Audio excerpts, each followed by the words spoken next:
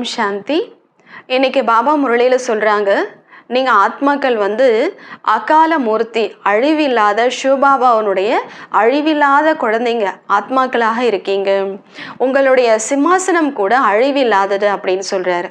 நீங்கள் ஆத்மாக்கள் எத்தனை பிறவி எடுத்தாலும் எத்தனை உடலில் போனாலும் 2 புருவங்களுக்கு மத்தியில் தான் நீங்கள் அமர்றீங்க. அதனால் உங்களுடைய சிம்மாசனமும் அழிவில்லாதது. அதனால தான் பக்தி மார்க்கத்தில் அக்கால் தக்து அழிவில்லாத சிம்மாசனம் அப்படின்னு பிரசித்தமாக புகழ்பெற்றதாக இருக்குது. அதுக்கு பூஜை எல்லாம் கூட செய்கிறாங்க. இது போல ஞான விஷயங்களை நினைவு செய்யறது அப்படிங்கிறது குழந்தைங்களுக்கு சுலபமாக இருக்கு. பாபாவனுடைய நினைவு தான் கஷ்டமாக இருக்கு. ஆனா பாபாவை நினைவு செய்தாதான் நம்ம ஆத்மா தூய்மையாக மாறுவோம் அப்படிங்கிறதையும் நீங்க புரிஞ்சுக்கணும் அப்படிங்கிறார் பாபா. மேலும் சிவபாபா கிட்ட என்ன ஆஸ்தி இருக்கோ அதை நமக்கு கொடுக்கிறாரு. அவர்கிட்ட என்ன ஆஸ்தி இருக்கு அப்படின்னா அவருடைய குணங்கள் தான் ஆஸ்தியாக நமக்கு கொடுக்கிறாரு. ஆத்மாக்களாகிய நாம அதை நிரப்பிக்கொள்றோம். மேலும் பாபா சொல்றாரு, நீங்க பிராமணர்கள் இப்போ மிக உயர்ந்த பொக்கிஷத்தை அடைஞ்சிட்டு இருக்கீங்க. பொக்கிஷங்களால உங்க பைய நிறைச்சுக்கிட்டு இருக்கீங்க. சிவபாபா தான் நமக்கு பைய நிரப்பக்கூடியவராக இருக்கிறாரு. சங்கரர் பைய நிரப்பக்கூடியவர் கிடையாது. தவறாக பக்தி மார்க்கத்துல அது போல காமிச்சிருக்கிறாங்க. சிவபாபாவும் சங்கரரும் ஒண்ணுதான் அப்படின்னு சொல்லி பையன் நிரப்புறதுக்காக சங்கரருக்கு முன்னாடி போறாங்க. இந்த உண்மை விஷயத்த மக்களுக்கு புரிய வைங்க அப்படின்னு சொல்றாரு. இவ்வளோ காலமாக நீங்க பொய்யான கதைகளை தான் கேட்டுட்டு வந்தீங்க. இப்ப சிவபாபா மூலமா உண்மையான கதைகளை கேட்டுட்டு இருக்கீங்க. இந்த கதையை நீங்க மற்றவங்களுக்கும் புரிய வைக்கணும். அப்படிப்பட்ட தந்தையை நீங்க இவ்வளோ நினைவு செய்யணும். பாபா சொல்லக்கூடிய ஒவ்வொரு விஷயங்களையும் நம்ம இந்த காதால கவனமாக கேளுங்க அப்படின்னு சொல்றார் பாபா. மேலும் சிவபாபா நமக்கு ஒன்று புரிய வைக்கிறாரு. நீங்க குழந்தைங்க தான் பிறப்பு இறப்பு அப்படிங்கிற சக்கரத்துல வரீங்க. நான் பிறப்பு இறப்புங்கிற சக்கரத்துல வருவது கிடையாது. நானும் உங்களை போல பிறப்பு இறப்பு சக்கரத்துல வந்தேன் அப்படின்னா தமோ பிரதானமாக இருக்கக்கூடிய ஆத்மாக்களாக உங்களை எப்படி நான் சத்தோ பிரதானம் ஆக்குறது? அதனாலதான் டிராமாவில் எனக்கு இப்படி ஒரு பாற்று இருக்கு அப்படின்னு சொல்றார் பாபா. மேலும் பாபா குட்டிக்கரண விளையாட்டை மற்றவங்களுக்கு புரிய வைங்க. அதாவது நான் தான் அப்படி இருந்த நான் தான் இப்படி ஆயிட்டேன், சோகம் அப்படிங்கிற விஷயத்த புரிய வைங்க. இதை தவறுதலாக மனிதர்கள் ஆத்மா தான் பரமாத்மா, பரமாத்மா தான் ஆத்மான்னு புரிஞ்சுக்கிட்டாங்க. அதாவது நம்ம தான் தேவதையாக இருந்தோம், பூஜைக்குரிய தேவதையா நம்ம தான் இருந்தோம். நம்ம தான் பிறவி எடுத்து எடுத்து எடுத்து பூஜாரி ஆயிட்டோம். திரும்ப நம்ம தான் தேவதையாக சத்திரியர்களா வைஷ்யர்களா இந்த சக்கரத்துல நம்ம தான் சுத்தப்படுறோம் அப்படிங்கிற விஷயத்த மற்றவங்களுக்கு புரிய வைங்க அப்படின்னு சொல்றார் பாபா. இது போல நிறைய விஷயங்களை பாபா இன்னைக்கு முரளியில சொல்றாங்க. வாங்க இன்னைக்கு முழு முரளியை நம்ம விரிவாக கேட்கலாம். ஓம் சாந்தி. முரளி டேட் 25/7/2024 காலை முரளி. பாப் தாதா மதுபன். இனிமையான குழந்தைகளே, குட்டிக்கரண விளையாட்டை நினைவு செய்யுங்கள். இந்த விளையாட்டில் முழு சக்கரத்தின் பிரம்மா மற்றும் பிராமணர்களின் ரகசியம் அடங்கி இருக்கிறது. கேள்வி: சங்கம யுகத்தில் பாபாவிடமிருந்து அனைத்து குழந்தைகளுக்கும் என்ன ஆஸ்தி கிடைக்கிறது? பதில்: ஈஸ்வரிய புத்தியினுடைய ஆஸ்தி. ஈஸ்வரனுக்குள் என்ன குணம் இருக்கிறதோ அதை நமக்கு ஆஸ்தியாக கொடுக்கின்றார். நம்மளுடைய புத்தி வைரத்தை போல தங்கமாக ஆகி கொண்டிருக்கிறது. இப்போது நாம் பிராமணராகி பாபாவிடமிருந்து மிகப்பெரிய பொக்கிஷத்தை எடுத்து கொண்டிருக்கிறோம். அனைத்து குணங்களாலும் நம்முடைய பையை நிரப்பிக் கொண்டிருக்கிறோம். ஓம் சாந்தி. இன்று சத்குருவார், வியாழக்கிழமை, பிரகஸ்பதி வார் ஆகும். இதை பிரகஸ்பதி வார் அப்படின்னு கூட சொல்லப்படுது. நாட்களில் கூட சில நாட்கள் உத்தமமான நாட்களாக இருக்கிறது. பிரகஸ்பதியின் நாளை உயர்ந்ததாக சொல்கின்றனர் அல்லவா? வியாழக்கிழமையை உயர்வான நாள் அப்படின்னு சொல்லப்படுது. பிரகஸ்பதி அதாவது விருட்சபதி நாளில் பள்ளி அல்லது கல்லூரிக்கு செல்கின்றனர். அந்த வியாழக்கிழமை நாளில் தான் குழந்தைங்களை பள்ளிக்கூடத்துல சேர்க்கறது, கல்லூரிக்கு போறது, இதெல்லாமே செய்யறாங்க. இந்த மனித படைப்பு என்ற மரத்தினுடைய விதை ரூபம் தந்தை ஆவார் மற்றும் அவர் அகால மூர்த்தி ஆவார் என்று இப்பொழுது குழந்தைகளாகிய நீங்கள் தெரிந்திருக்கிறீர்கள். அகால மூர்த்தி அப்படின்னா அழிவில்லாதவர். நீங்கள் அகால மூர்த்தி தந்தையினுடைய அகால மூர்த்தி குழந்தைகளாக இருக்கிறீர்கள். அழிவில்லாத சிவபாபாவனுடைய அழிவில்லாத குழந்தைகளாக இருக்கீங்க. இது எவ்வளவு சகஜமானது! நினைவுதான் கடினமானது ஆகும். நினைவின் மூலம்தான் விக்கிரமங்கள் விநாசம் ஆகிறது. நீங்கள் தூய்மையற்ற நிலையிலிருந்து தூய்மையாக ஆகின்றீர்கள். குழந்தைகளாகிய உங்கள் மீது அழிவற்ற எல்லையற்ற திசை, அதாவது அதிர்ஷ்டம் இருக்கிறது என்று பாபா புரிய வைக்கின்றார். பாபா சொல்றாரு, உங்க மீது தான் இப்போ அதிர்ஷ்ட ரேகை நடந்துட்டு இருக்குது. ஒன்று எல்லைக்குட்பட்ட திசை, மற்றொன்று எல்லைக்கு அப்பாற்பட்ட திசையாகும். பாபா விருட்சபதி ஆவார். விருட்சத்திலிருந்து, கல்ப மரத்திலிருந்து முதலில் பிராமணர்கள் வெளிப்படுகின்றனர். நான் விருட்சபதி, சத் சித் ஆனந்த சொரூபம் ஆவேன் என்று பாபா சொல்கின்றார். நான் தான் விருட்சத்தினுடைய பதியாக இருக்கேன். பிறகு ஞானக்கடல், அமைதி கடல் என்று மகிமை பாடுகிறார்கள். சத்தியுகத்தில் தேவி தேவதைகள் அனைவரும் அமைதி கடலாக, தூய்மையின் கடலாக இருக்கின்றனர் என்று நீங்கள் தெரிந்திருக்கிறீர்கள். பாபாவும் ஞானக்கடல், அமைதி கடல் தான். நம்மளும் அமைதி கடல், சுகக்கடல் தான். எங்க? சத்தியுகத்தில் இருக்கும் பொழுது. பாரதம் சுகம், சாந்தி, தூய்மையின் கடலாக இருந்தது. உலகத்தின் அமைதி என்று அதைதான் சொல்லப்படுகிறது. நீங்கள் பிராமணர்கள் ஆவீர்கள். உண்மையில் நீங்கள் கூட அக்கால மூர்த்திகள் ஆவீர்கள். ஒவ்வொரு ஆத்மாவும் தன்னுடைய சிம்மாசனத்தில் அமர்ந்திருக்கிறது. இவை அனைத்தும் சைத்தன்யமான உயிரோட்டமுடைய அழிவற்ற சிம்மாசனமாகும். புருவ மத்தியில் அக்கால மூர்த்தி ஆத்மா அமர்ந்திருக்கிறது. இதை நட்சத்திரம் என்றும் சொல்லப்படுகிறது. விருட்சபதி விதை ரூபமான தந்தையை ஞானக்கடல் என்று சொல்கின்றனர். ஆக அவர் கண்டிப்பாக வரவேண்டி இருக்கும். முதலில் பிராமணர்கள் வேண்டும். அதாவது பிரஜாபிதா பிரம்மாவின் தத்தெடுக்கப்பட்ட குழந்தைகள் யாரு? பிராமணர்கள். ஆக கண்டிப்பாக மம்மாவும் வேண்டும். குழந்தைகளாகிய உங்களுக்கு மிகவும் நல்ல முறையில் புரிய வைக்கிறேன். இது குட்டிக்கரண விளையாட்டு விளையாடுவது போல ஆகும். அதாவது அர்த்தம் கூட புரிய வைக்கப்பட்டிருக்கிறது. விதை ரூபமான சிவபாபா பிறகு பிரம்மா ஆவார். முதல்ல யாரு? விதை ரூபமான சிவபாபா. அதுக்கப்புறம் யாரு? பிரம்மா பாபா. பிரம்மா மூலமாக பிராமணர்கள் படைக்கப்பட்டனர். நாம் தான் பிராமணர்கள், நாம் தான் தேவதைகள் என்ற இந்த நேரம் நீங்கள் சொல்கின்றீர்கள். நாம தான் இப்ப பிராமணன், அதே நம்ம தான் தேவதைகள். முதலில் நாம் சூத்திர புத்தி உடையவர்களாக இருந்தோம். இதே நாம தான் சூத்திரர்களாக இருந்தோம். இப்போது மீண்டும் பாபா புருஷோத்தம புத்தி உடையவர்களாக ஆக்குகின்றார். வைரத்தை போல தங்க புத்தியாக ஆக்குகின்றார். இந்த குட்டிக்கரணத்தின் ரகசியத்தை கூட புரிய வைக்கின்றார். சிவபாபாவும் இருக்கிறார். பிரஜாபிதா மற்றும் தத்தெடுக்கப்பட்ட குழந்தைகள் முன்னால் அமர்ந்திருக்கின்றனர். என் முன்னாடி பிரஜாபிதா பிரம்மாவும் இருக்காரு. அவர் மூலமா தத்தெடுக்கப்பட்ட குழந்தைங்க நீங்களும் இருக்கீங்க அப்படின்னு சிவபாபா சொல்றாரு. இப்பொழுது நீங்கள் எவ்வளவு விசால புத்தி உடையவர்களாக ஆகின்றீர்கள். பிராமணனிலிருந்து பிறகு தேவதை ஆகின்றீர்கள். இப்பொழுது நீங்கள் ஈஸ்வரிய புத்தி உடையவர்களாக ஆகின்றீர்கள். ஈஸ்வரனுக்குள் என்ன குணம் இருக்கிறதோ அதை உங்களுக்கு ஆஸ்தியாக கிடைக்கின்றது. புரிய வைக்கும் பொழுது இதை மறந்துவிடக்கூடாது. பாபா ஞானக்கடல் நம்பர் 1 ஆவார். அவரை ஞானேஸ்வர் என்று சொல்லப்படுகிறது. ஞானம் சொல்லக்கூடியவர் ஈஸ்வரன் ஆவார். ஞானத்தின் மூலம் சத்கதி ஏற்படுகிறது. ஞானம் மற்றும் யோகத்தின் மூலம் தூய்மை அற்றவர்களை தூய்மை ஆக்குகின்றார். பாரதத்தின் பழமையான ராஜயோகம் மிகவும் பிரபலமானது. ஏனெனில் இரும்பு யுகம் தங்க யுகமாக மாறுகின்றது. எதன் மூலமா? ராஜயோகத்தின் மூலமாக. ஹடயோகம் மற்றும் ராஜயோகம் என்று யோகம் 2 விதமாக இருக்கிறது என்பது புரிய வைக்கப்பட்டிருக்கிறது. ஹடயோகம் எல்லைக்குட்பட்டது மற்றும் ராஜயோகம் எல்லைக்கு அப்பாற்பட்டது. அவர்கள் எல்லைக்குட்பட்ட சந்நியாசிகள் மற்றும் நீங்களோ எல்லைக்கப்பாற்பட்ட சந்நியாசிகள் ஆவீர்கள். வீடு வாசலை விடுகின்றனர். நீங்கள் முழு உலகத்தையும் சந்நியாசம் செய்கின்றீர்கள். இப்பொழுது நீங்கள் பிரஜாபிதா பிரம்மாவின் குழந்தைகள் ஆவீர்கள். இது மிகச்சிறிய புதிய மரமாகும். பழையதிலிருந்து புதியதாக மாற்றம் அடைந்து கொண்டிருக்கிறோம் என்று நீங்கள் தெரிந்திருக்கின்றீர்கள். பழமையா இருந்த நம்ம இப்ப என்ன ஆயிட்டு இருக்கோம்? புதுமையாக மாறிக்கிட்டு இருக்கோம். நாற்று நடப்பட்டு கொண்டிருக்கிறது. நாம் கூட குட்டிக்கரணம் விளையாடி கொண்டே இருக்கிறோம்.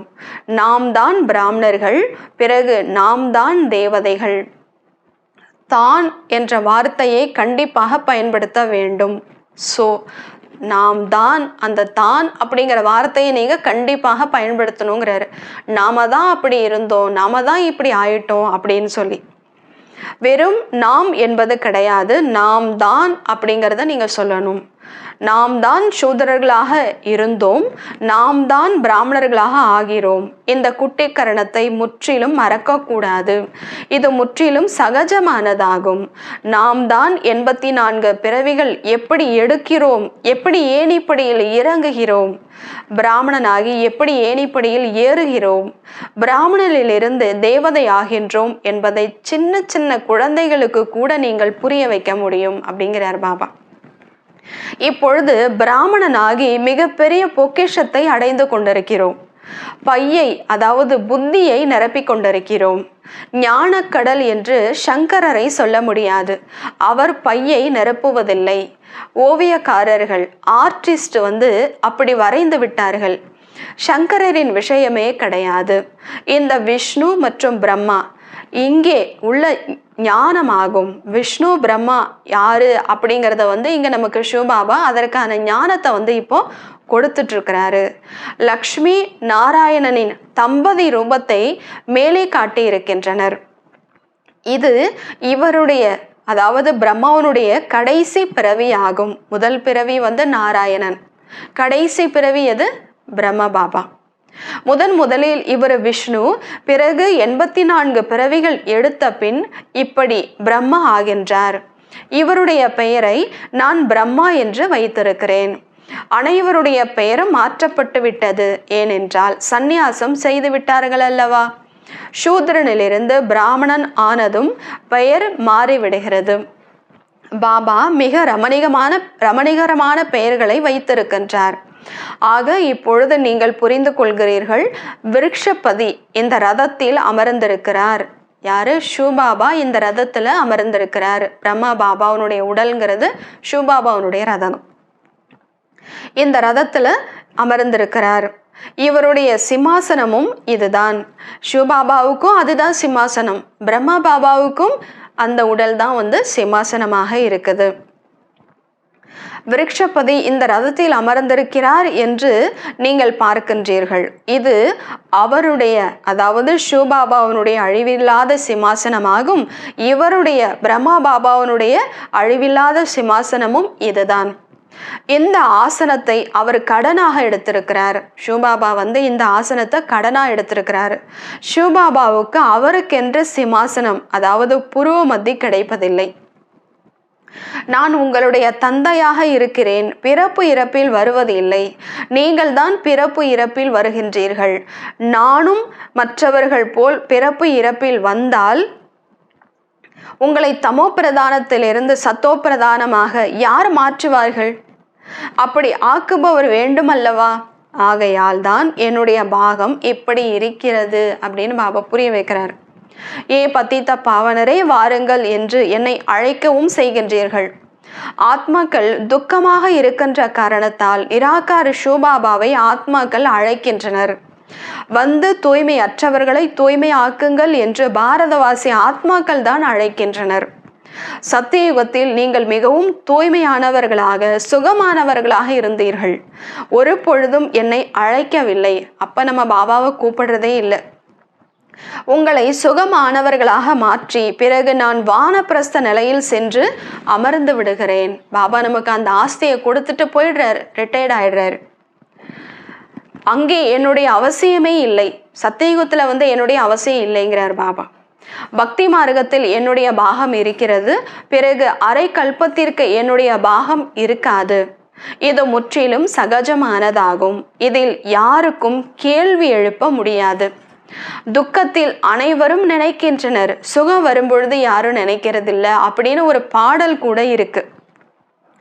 சத்தியுகம் திரேதாயுகத்தில் பக்தி மார்க்கம் நடப்பதே இல்லை. சத்தியுக திரேதாயுகத்துல பக்தி கிடையாது. அதை ஞான மார்க்கம் என்றும் சொல்ல மாட்டோம். ஏன்னா அங்க ஞானமும் கிடையாது. அதாவது ஞானத்தினுடைய பலனை தான் நம்ம அங்க அனுபவிச்சுட்டு இருக்கோம். அங்க ஞானம் சொல்லப்படுது அப்படின்னு கூட சொல்ல முடியாது. ஞானமோ சங்கம யுகத்தில் தான் கிடைக்கிறது. இதன் மூலம் நீங்கள் 21 பிறவிகளுக்கான பலன் அடைகின்றீர்கள். வரிசை கிரமமான தேர்ச்சி அடைகின்றீர்கள். தோல்வி கூட அடைகிறார்கள். உங்களுடைய இந்த யுத்தம் நடந்து கொண்டிருக்கிறது. எந்த ரதத்தில் பாபா அமர்ந்திருக்கிறாரோ அவர் வெற்றி அடைகிறார் என்பதை நீங்கள் பார்க்கின்றீர்கள். பிறகு நெருக்கமான குழந்தைகள் கூட வெற்றி அடைந்து விடுகின்றார்கள். குமாரக்கா, தாதை பிரகாஷ் மணிஜி, இன்னும் பலர் கண்டிப்பாக வெற்றி அடைவார்கள். இவங்க எல்லாருமே பாபாவுக்கு நெருக்கமானவர்கள். பலரை தனக்கு சமமாக மாற்றுகிறார்கள். இது குட்டிக்கரண விளையாட்டு என்று குழந்தைகள் புத்தியில் பதிய வைக்க வேண்டும். சிறிய குழந்தைகள் கூட இதை புரிந்து கொள்ள முடியும். ஆகையால் குழந்தைகளுக்கும் புரிய வையுங்கள் என்று பாபா சொல்கிறார். அவர்களுக்கு பாபாவிடமிருந்து ஆஸ்தி அடைய உரிமை இருக்கிறது. நிறைய விஷயம் ஒன்றும் கிடையாது. ரொம்ப சுலபமான விஷயம்தான். குட்டிக்கரண விளையாட்டை புரிய வைங்கிறார் பாபா. கொஞ்சமாக இந்த ஞானத்தை புரிந்து கொண்டாலும் அது அழிவது கிடையாது. அவர்கள் கண்டிப்பாக சொர்க்கத்திற்கு வந்து விடுவார்கள்.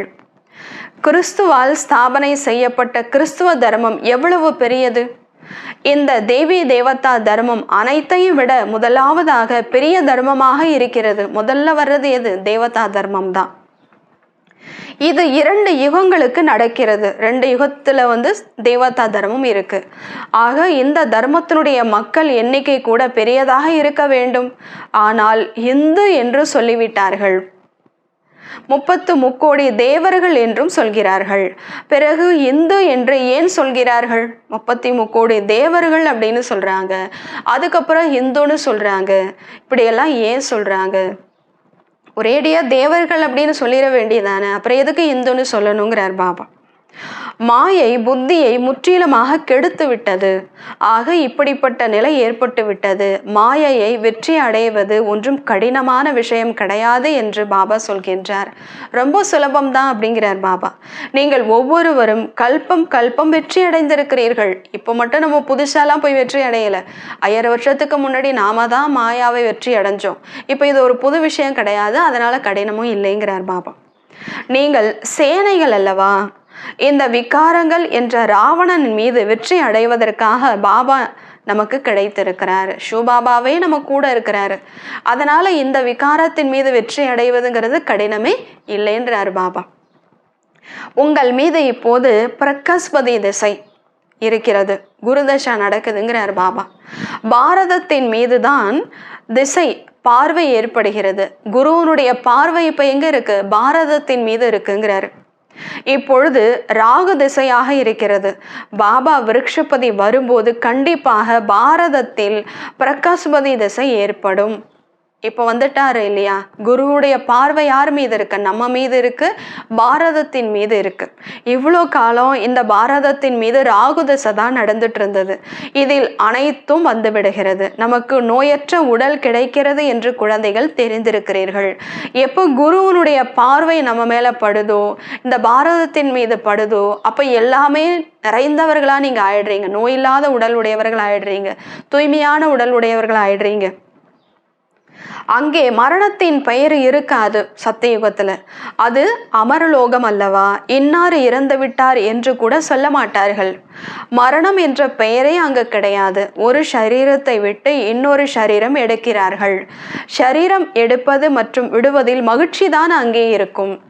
மறைந்தார் என்ற விஷயமே அங்கு கிடையாது. உங்கள் மீது இப்பொழுது பிரகாஷ்பதி திசை, குரு திசை இருக்கிறது. அனைவர் மீதும் பிரகாஷ்பதி திசை ஏற்பட முடியாது. பள்ளியில் கூட சிலர் தேர்ச்சி அடைகிறார்கள், சிலர் தோல்வி அடைகிறார்கள்.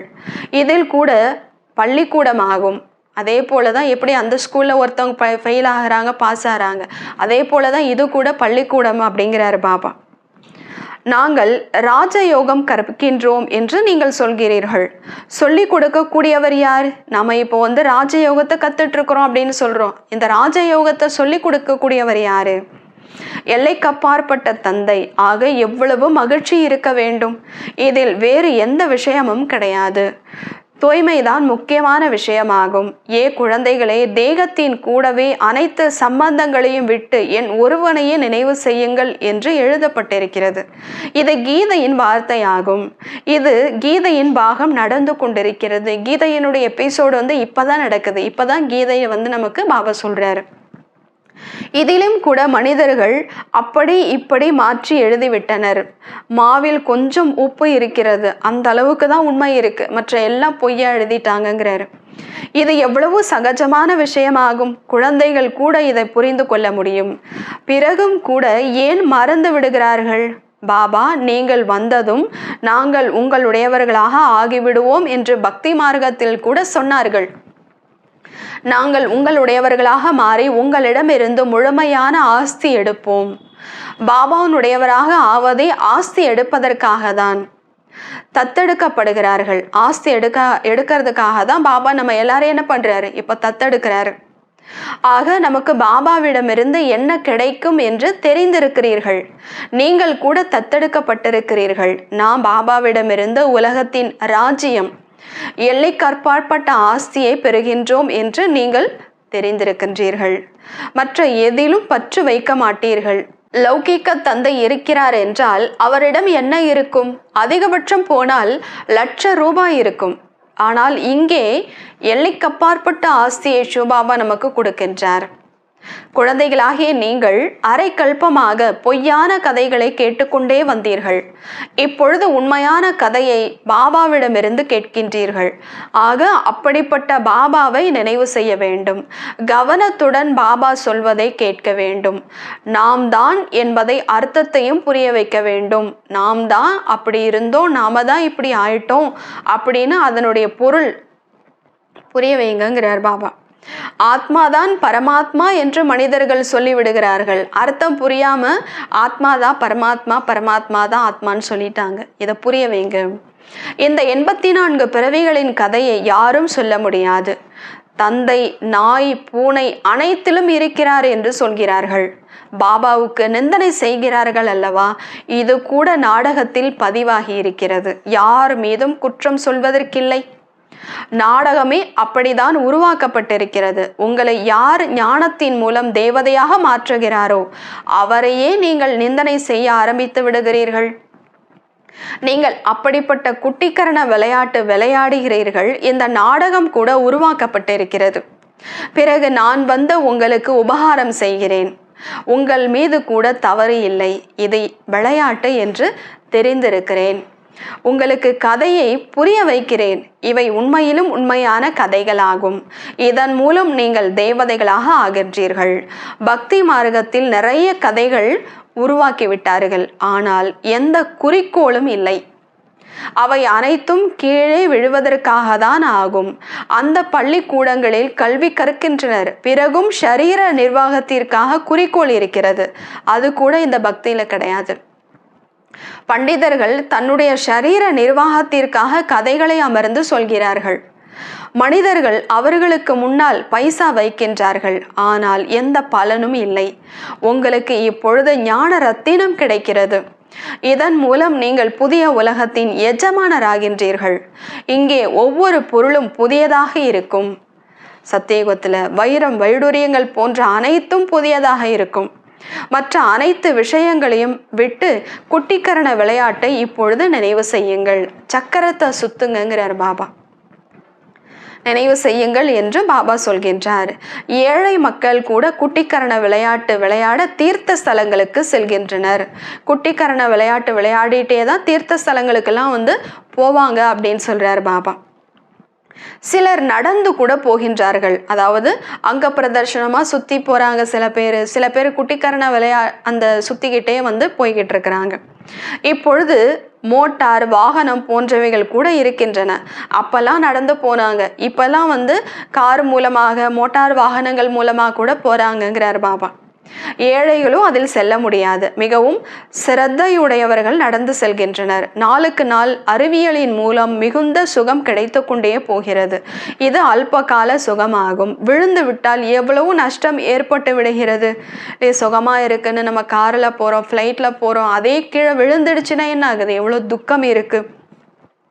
இந்த பொருட்கள் மூலம் அல்பகால சுகம்தான் கிடைக்கிறது, மற்றபடி கடைசியில் மரணம் தான் இருக்கிறது. இது அறிவியலாகும், உங்களுடையது அமைதியாகும்.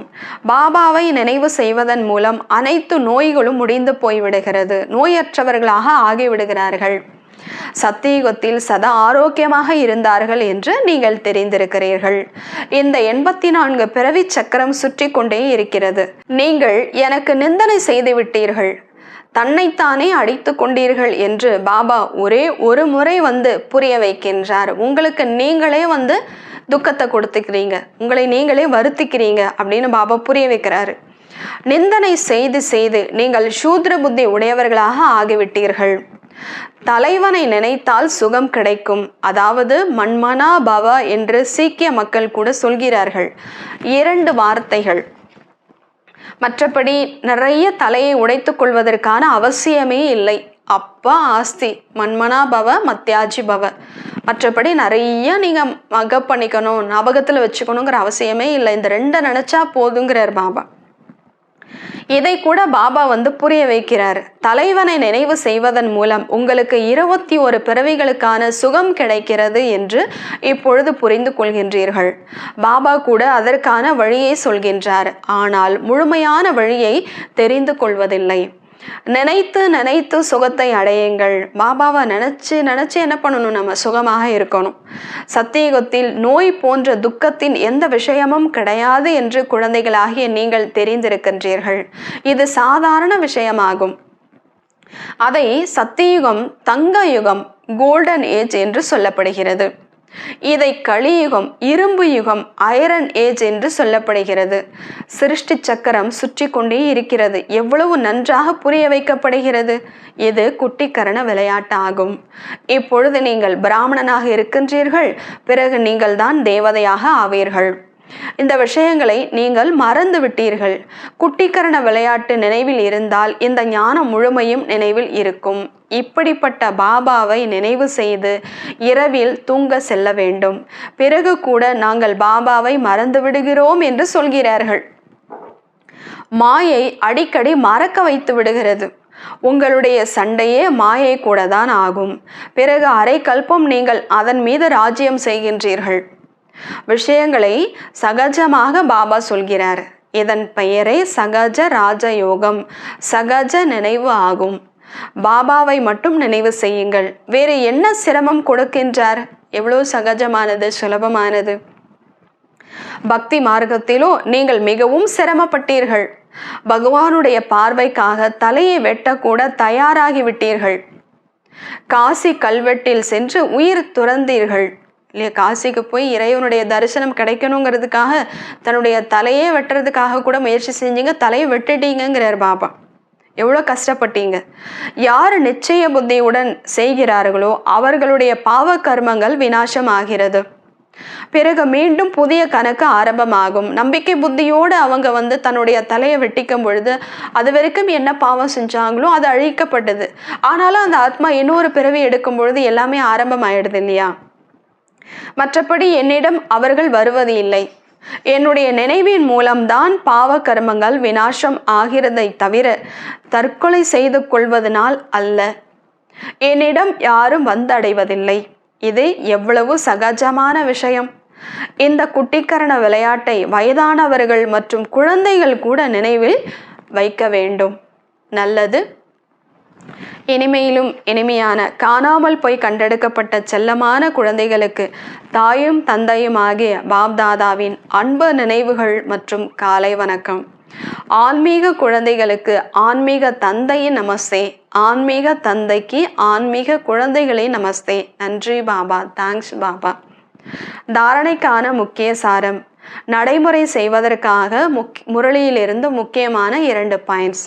முதலாவது, விருட்சபதி பாபாவிடமிருந்து சுகம், சாந்தி, தூய்மைக்கான ஆஸ்தியை பெறுவதற்கான தன்னைத்தான் அகால மூர்த்தி ஆத்மா என்று புரிந்து பாபாவை நினைவு செய்ய வேண்டும். ஈஸ்வரிய புத்தி உடையவராக ஆக வேண்டும். இரண்டாவது, பாபாவிடமிருந்து உண்மையான கதையை கேட்டு மற்றவர்களுக்கும் சொல்ல வேண்டும். மாயையை வென்றவர் ஆவதற்காக தனக்கு சமமாக ஆக்கக்கூடிய சேவையை செய்ய வேண்டும். நாம் கல்பத்திற்கான வெற்றியாளர்கள். பாபா நம் கூட இருக்கின்றார் என்பது புத்தியில் இருக்க வேண்டும்.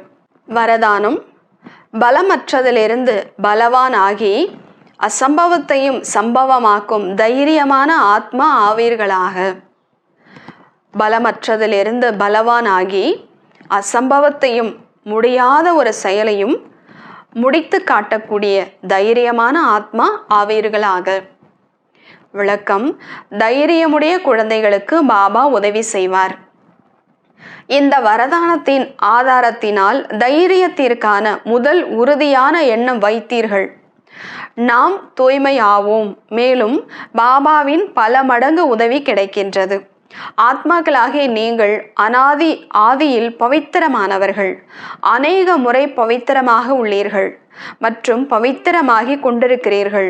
அநேக முறையின் எண்ணத்தினால் அநேக முறை நாம தான் தூய்மையாக இருந்தோம், இப்போவும் நம்ம தான் தூய்மையாக ஆயிட்டு இருக்கிறோம் அப்படிங்கிற அந்த அநேக முறை அப்படிங்கிற எண்ணத்தினால சக்திசாலியாகி விட்டீர்கள். பலமற்றதிலிருந்து எவ்வளவு பலசாலியாக மாறியுள்ளீர்கள். உலகத்தை தூய்மையாக்கி காட்டுவோம் என்ற உறுதிமொழி செய்கின்றீர்கள். ரிஷி முனி மகான் ஆத்மாக்கள் குடும்பத்தில் தூய்மையாக இருப்பது கடினம் என புரிந்துள்ளனர். அவர்களுக்கு நீங்கள் மிகவும் சுலபமானது என்று கூறுகின்றீர்கள். ரொம்ப சுலபமானது, சகஜமானது, குடும்பத்தில் இருந்தாலும் தூய்மையான வாழ்க்கையில் வாழ முடியும் அப்படிங்கிறத நீங்கள் சுலபமாக்கிட்டீங்கிறார் பாபா. ஸ்லோகன்: விரதம் இருப்பது என்றால் உறுதியான எண்ணத்தில் இருப்பது. உண்மையான பக்தன் விரதத்தை ஒருபொழுதும் கைவிட மாட்டார். விரதம் இருப்பது என்றால் உறுதியான எண்ணத்தில் இருப்பது. உண்மையான பக்தன் விரதத்தை ஒருபோதும் கைவிட மாட்டார். அந்த உறுதியான எண்ணத்திலேயே நிலைச்சி இருப்பாங்க. நல்லது. ஓம் சாந்தி.